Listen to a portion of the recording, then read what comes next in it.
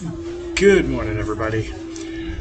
Today, I want to start off a couple segments this week. I want to talk a little bit about something that nobody wants to talk about, and that is the upcoming farm crisis. And yes, I said it, crisis. Let me be real with you. The American agricultural industry is in trouble. I'm not talking about how you get a bad harvest or the weather. No, this is deeper. This is structural. Over the next 3 to 4 years, we could lose a third of our farmers and ranchers. One third. That's not just numbers on a page.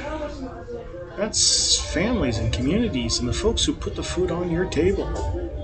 And once they're gone, they won't be coming back. Now, here's the problem. Our farmers didn't suddenly forget how to grow crops. The problem is political. Politics and trade wars. Washington picks a fight with China or with Europe, or even our neighbors like Mexico and Canada. And guess who gets hit first? Yep, the farmer. Because shutting down farm exports makes noise. It hits rural communities hard and fast because they're not diversified. And the government knows that. So how do we? They twist our arm by hitting the agricultural industry. The farmer becomes the punching bag in someone else's fight. Now, don't buy into the fact that farmers are old-fashioned or slow to change. They can be, as we all can. But they're planners, and they're forward thinkers. They make decisions years ahead. What to plant, whether to buy that tractor, whether the kid should stay on the farm. But no amount of planning protects you when the markets you depend on, say soybeans to China, disappears overnight because of a trade fight. And here's the hard truth.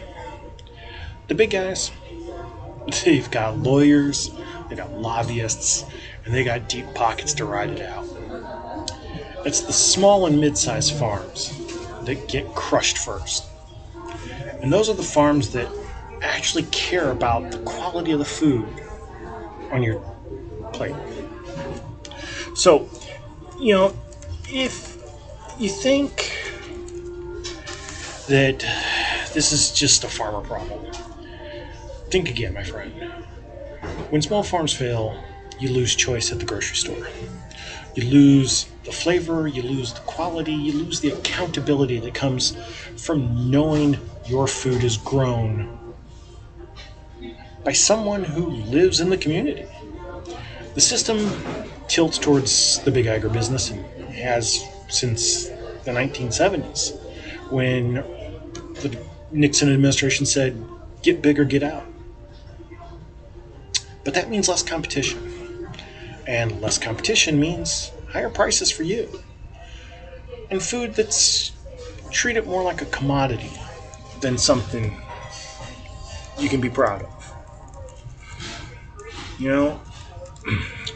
Soybeans, pork, beef, dairy, fruits and nuts. You name it, farmers across the board are being targeted. And the math is scary. If you carry debt for land or equipment, 1 or 2 bad years can sink you. That's why experts say that a third of our farms could disappear in just the next few years. Not because they're bad at farming, but because the rules of the game are rigged against them. The American agricultural industry is changing, especially if we do not have export markets like China, because they go to Brazil. And once those farms are gone, once those farmers are gone, you don't just flip the switch and rebuild them. They're gone for good. So it isn't just about exports or tariffs. This is about the future of our food system. Do we want a food system that is run entirely by massive corporations, or do we want family farms, local communities, and consumers to have a say in what they eat?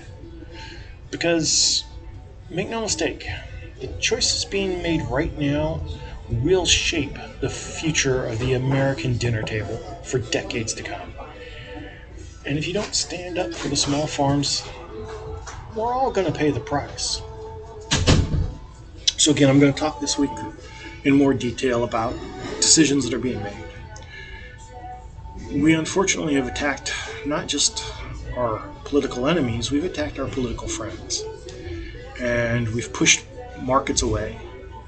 And people keep saying China's going to have to come in and buy. China's going to have to come in and buy. Well, are you sure about that? Because they've put a whole heck of a lot of money into the infrastructure of countries like Brazil because they consider Brazil to be a more reliable partner for them. And I'm not saying we should be like Brazil. Not at all. But we've got to understand that if we're making those decisions, then what are the consequences we're willing to pay? All right, well, thank you very much. And look forward to this week's conversation about what's going on in the American agricultural markets. Have a wonderful day.